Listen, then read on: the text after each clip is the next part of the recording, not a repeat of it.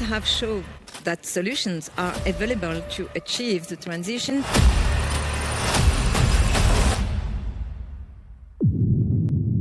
"50-Minute City" is totally committed for having happy proximity, functional mixity, social mixity, for offering affordability to the different essentials. 70% of mobility in our cities today is constrained.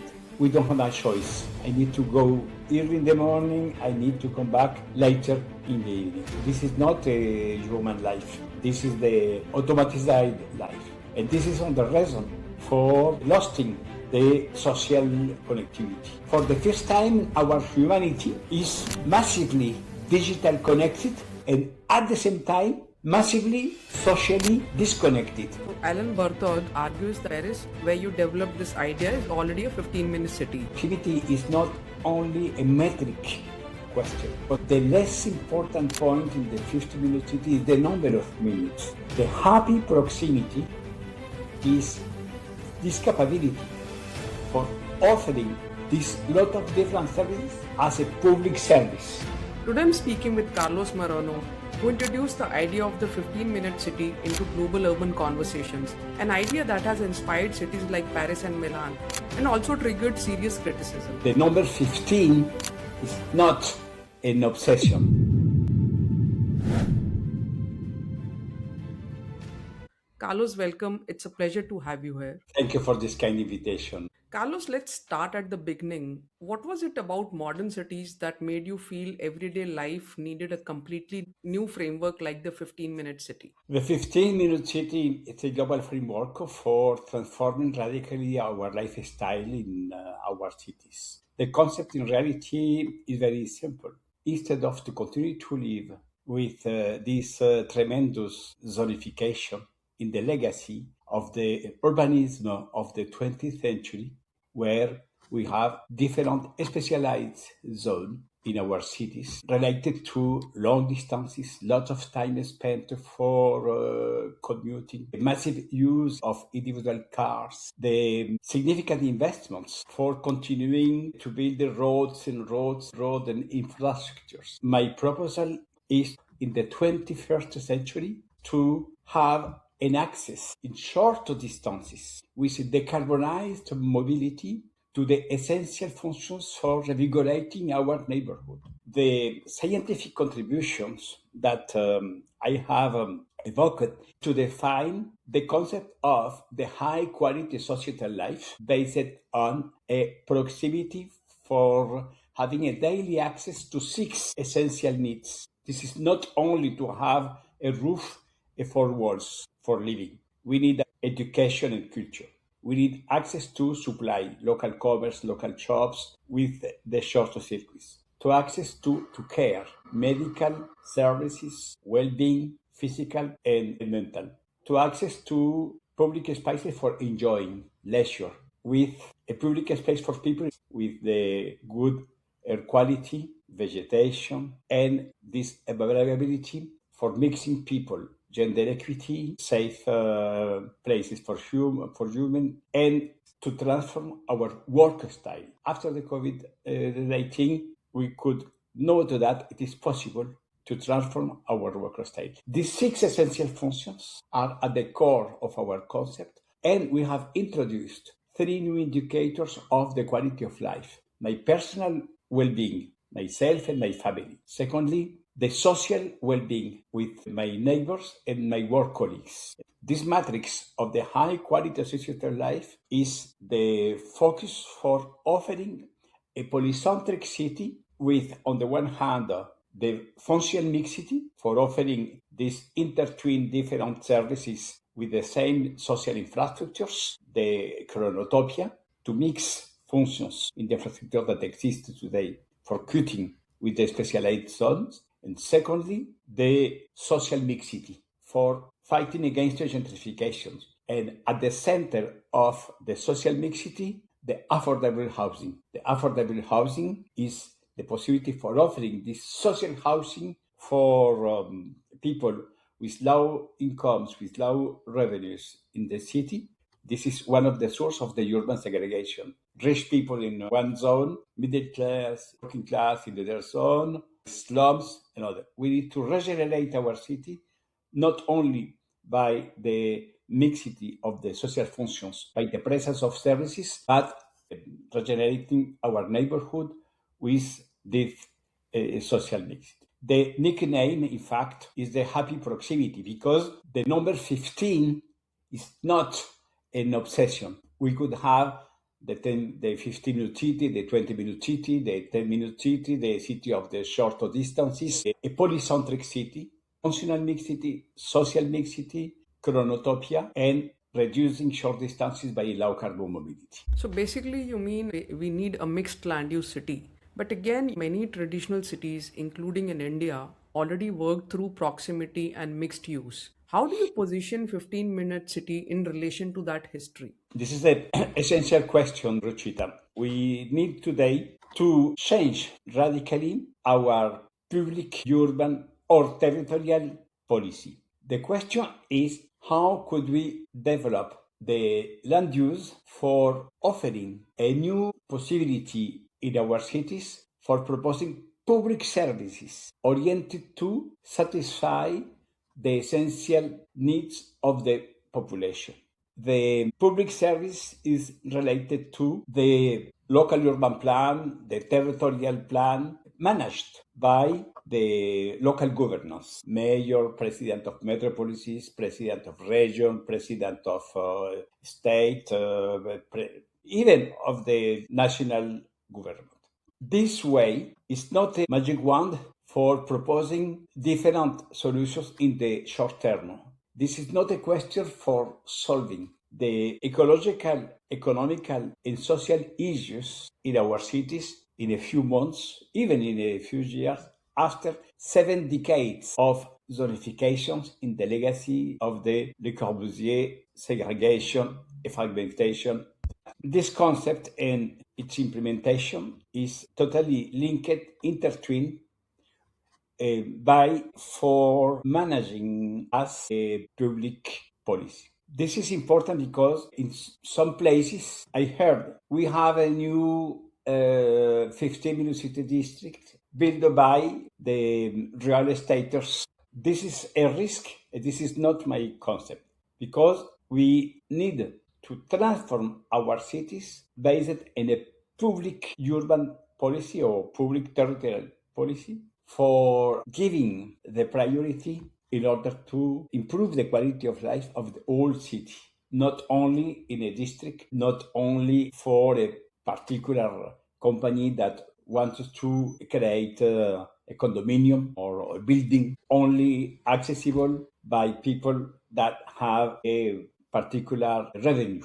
This is the reason for proposing this concept essentially in a discussions with local governance. In Paris, this concept was applied by the mayor of Paris, Hidalgo. Worldwide, we have today the Global Observatory of Sustainable Proximities. And this ONG, in fact, this NGO is in fact composed of UN Habitat and, on the other hand, UCLG, the oldest international organization of mayors in IT, in order to continue to develop a dialogue with the concrete proposal with the local governances. And this is the role of local urban for proposing the roadmap in the short, mid, and long term for having a real transformation. So again, there is a lot of discussion which has been happening on walkable neighborhoods, super blocks in Barcelona, and also places within proximity. So why did we need a new branding to it? Why just not build walkable neighborhood, which is already working as a railing idea? This is a good point, and this is an opportunity for explaining to the international audience that it is absolutely necessary for transforming the shape of the city. For a long time, we have our cities totally linked with tremendous car dependency. The cars are one of the most relevant sources of CO2 pollution and pollution by fine particles. The different researchers worldwide are very, very clear. At least 20 minutes with the physical exercise in a daily new routine. However, in this concept, 15-minute city, the X-minute city, the happy proximity, is not enough to develop walkability and bikeability. We need to go beyond that to offer a new model of services, to offer a really wide accessibility to the different services, even to transform the business model, the economical model of cities. While capability and bikeability is not enough, because without an access to different services, we need to work to bike with, again, long distances for reaching our services. For this reason, I said at the beginning of this exchange, we need to have local shops in proximity, schools, theater, cinema, green areas, parks, blue areas, water, medical services, doctors. We need to have as well different co-working places for working different sport activities. We need to mix, to blend different activities accessible on foot or by bike. Without that, we could walk or biking, but if we need to spend 40 minutes for accessing to a service, we don't have this happy proximity. This is the case, for example, of the city of Utrecht in Netherlands, the most bikeable city in the world. They have launched the 10 City Utrecht project, not only for having a massive bikeability, but to have a massive access to the different services in proximity. Okay, in many cities, of course, that's happening, but the way our modern planning system is, it's legally separating homes, jobs, schools, and commerce. The way we are doing zoning. Entire zoning codes are built on distance. So, how compatible is that system with proximity based living? Yeah, so right, I said we need to develop the social mixity, Ruchita. Without a real social mixity, we have the risk for continuing to develop a fragmented or segregated city. When you have the district of working people, middle class, the new kinds of housing for offering a real accessibility, affordability. The social housing sometimes was a source of segregation because we have social housing, but just for one category. We need to develop social mixity. What I want to mean with that? Today, when we buy an apartment, we need to pay the land and the square meters of my apartment. We have a price. Today, we have a new business model for separating the land, for reducing the price of my apartment. In this case, I could buy my square meters without the land. The consequence is that it will be impossible to sell this flat during a period, for example, 10 years. This is important for limiting the speculative operation with an apartment. This is one of the sources of gentrification. If we are separating the used land of the square meter, we have the possibility to transform the process for limiting the gentrification and to offering more places for generating the social mixity.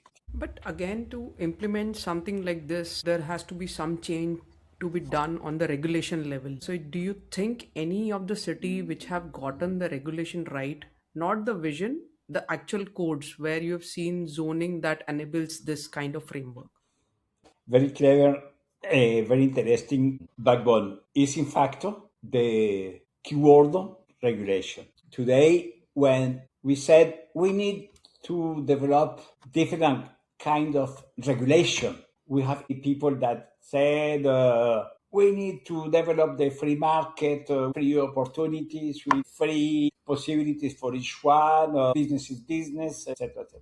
I said no. A city, the place for living is not a business, it is a right. Housing is not a business, it is a right. What is the concrete regulation? Is in fact to limit the price of renting for having an apartment. Regulation is to limit the price of books for kids, movies, theater, to offer water, to offer free public transportation, to regenerate our business model for creating this access in regard of the revenues of people. Regulation should be a word for having a more great social harmony. Yeah, but again, I go back to my question that has any city really incorporated these concepts as part of their regulations? Because till the time it's a concept, it's great. But once you want to implement it, it has to become as part of the regulations. So is there any city which is doing this? Yeah, we have today a lot of cities committed in this way with great success, different modalities, the concrete implementation. The case of my city, I live in Paris. The Mayor Anne Hidalgo has embraced the 50 city concept as the backbone for her second mandature. In 2019, for 6 years, she has developed this amazing bioclimate local urban plan that will be available for the long term, for the next at least 10 years, 15 years. What is the concrete implementation in the regulation? She said the school will be the capital of my district. This was one of the first measures took by Anne Hidalgo. One of the first measures took by Anne Hidalgo was to open the schoolyards during the weekend for transforming this place closed during the weekend in a public space for the neighbors that live in this area. 300 new public spaces in proximity open during the weekend. They have decided to cancel cars in front of a school and to transform each one of the streets in front of the school in the new mini park. 300 streets for cars in front of the schools are becoming now 300 mini park. Well, regulation for having more pedestrianization, for fostering people. The city of Paris has created a company subsidiary of the commercial property of the city of Paris to manage the spots, the square meters in all city for renting this spot with a reduced price of the speculative real estate market, for installing local shops, local commerce, entrepreneurships, bakery, fishery, chocolate makers, artisan, libraries, co-workers, recycle points, etc. The city of Paris has 3 companies, subsidiary of the city of Paris, only for creating social housing, for developing the social need. We have developed public spaces with different activities in different places of the city for fostering this social mixity. One of the regulations to offer the urban health as a public service with a low cost for people. Regulation should be used in a clever way for developing this roadmap. In Paris, we have convinced the companies of the private sector to develop parks for the new areas with the mixed users. This is the concrete expressions of this regulation. Regulation is an ally. We don't have fear of the word of regulation. So again, let's zoom out for a moment. Proximity is one dimension of urban life. But what about the quality of public space, governance, culture, how people actually treat each other on the street? So would you say proximity is a precondition for other things to work, or can you have terrible proximity and still have a bad city? Yes, of course. I said during this conversation that the proximity needs quality, happy proximity. Proximity is not only distances. This is one aspect of proximity, to distances. But proximity is the social proximity for developing this social mixity. Proximity is as well to share knowledge between different people. Proximity is as well livelihood, to have the sense of belonging to a place, to a street, to neighborhood in an area. Proximity is access as well to the essential educational and cultural values. We need to understand that proximity is not only a metric question. For this reason, I said the 15-minute city has become very popular worldwide. But the less important point in the 15-minute city is the number of minutes. The happy proximity is this capability for offering this lot of different services as a public service. The question is to develop the open wide services in the different areas for accessing to a majority of population. And in my point of view, we need, for example, to do our best efforts for three kinds of populations. Kids, for developing more intensive educational programs. Secondly, for women, for offering the best quality of life, including safety use of public spaces. And special attention that I propose is the elderly people. We need to take care with elderly people.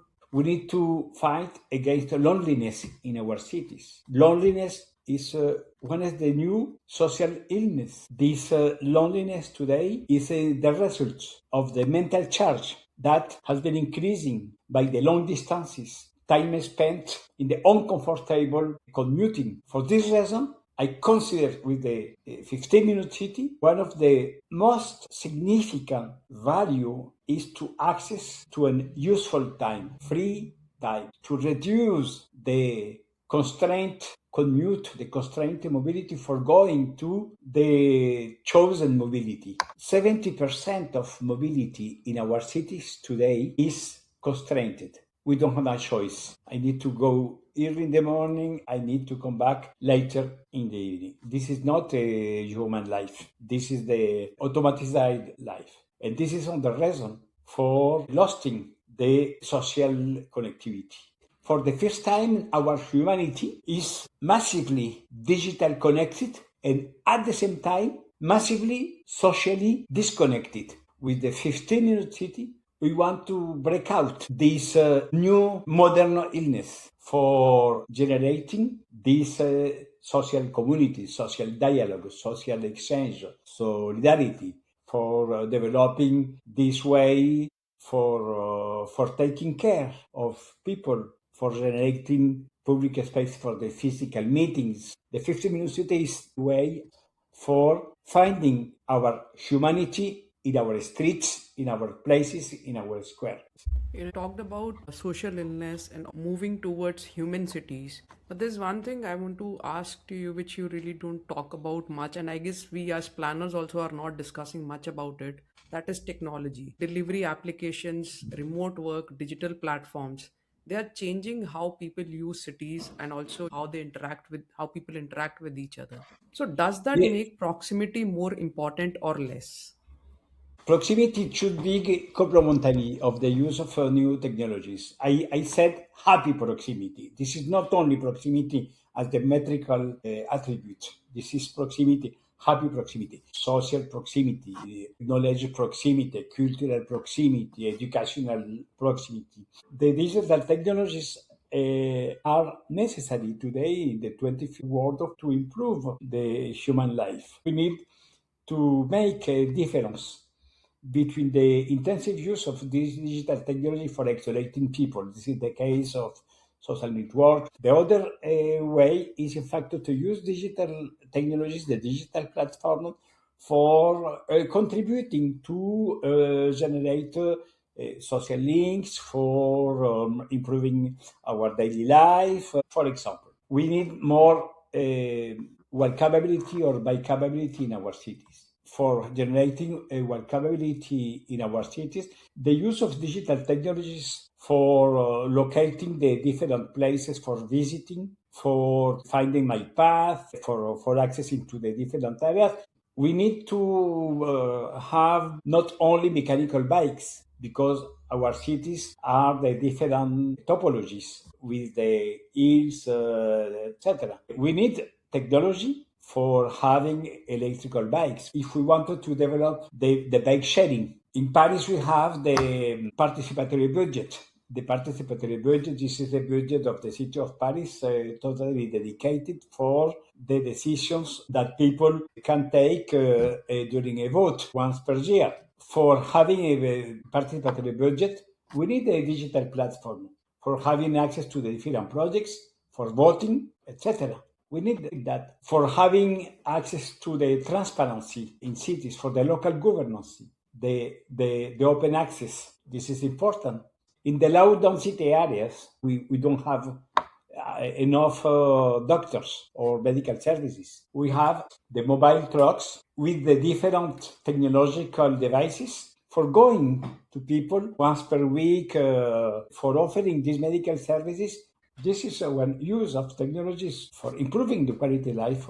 Okay, so where do you personally draw the limits of the 15-minute city? What can it realistically solve and what can it not solve? Yes, we have, of course, these limits. Just the first one, we are a public policy for local governances. We can't manage the macroeconomy. We can manage the national governance. This is a urban proposal, and a lot of people said we have poverty, social inequities, political inequities, authoritarianism. One of the limits of the 15-minute city, we don't have a way for managing these tremendous economical inequities related to the economical system. When we have a national free market, intensive poverty, privatization of services, this is one of our limits. We don't have a presence for transforming the macroeconomy or the macro political level. Secondly, limitation as well is when social housing is decided by the national government. If the national government will take authority for designing social housing, it is impossible for us to implementing this kind of model. The third limitation is the question of the management of the work style. In general, more jobs developed by the private sector and employment for saying we need to transform the work style. This is the decision of the employers. They have decided where people will work. If a company has a corporative tower far away of the residential areas, we don't have the possibility for constraining the corporates. For that, we need to establish a dialogue. I think that this is the three more important limits. Carlos, thank you for this. This has been exactly the kind of conversation I wanted to have honest, critical, but grounded. Really appreciated your time. Thank you, Carlos. Thank you, Ruchita. Have a good day.